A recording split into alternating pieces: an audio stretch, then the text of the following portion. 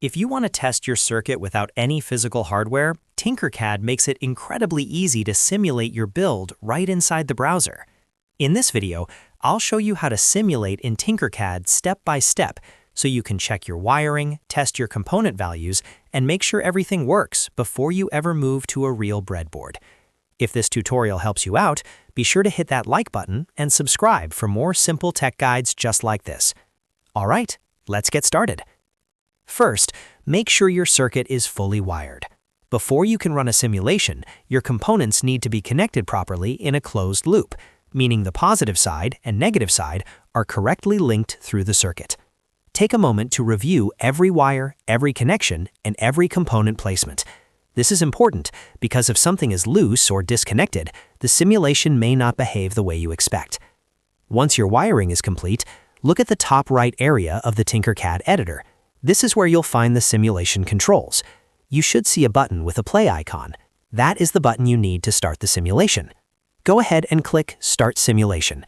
As soon as you do, the button will change color and the interface will update to show that the simulation is running. In many cases, the button will turn green and the label will change from Start Simulation to Stop Simulation. That means Tinkercad is now actively running your circuit in real time. Now that the simulation is active, you can test how your circuit behaves.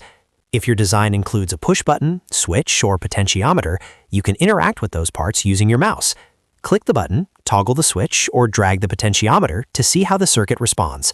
This is one of the best parts of using Tinkercad because it lets you experiment instantly and observe changes without needing physical parts or extra tools. If you notice something isn't working correctly, this is the perfect time to go back and inspect your wiring, component orientation, or values. Simulation is a great way to catch mistakes early and save time before building the real version. You can stop the simulation at any point by clicking the same button again. When you're done testing, Tinkercad will stop the live circuit behavior, and you can continue editing your project. So in summary, the process is simple. Wire your circuit correctly, find the simulation button in the top right corner, click Start Simulation, and then interact with your components while it runs. That's all there is to it. If you found this video useful, please give it a like, subscribe for more Tinkercad tutorials, and I'll see you in the next one.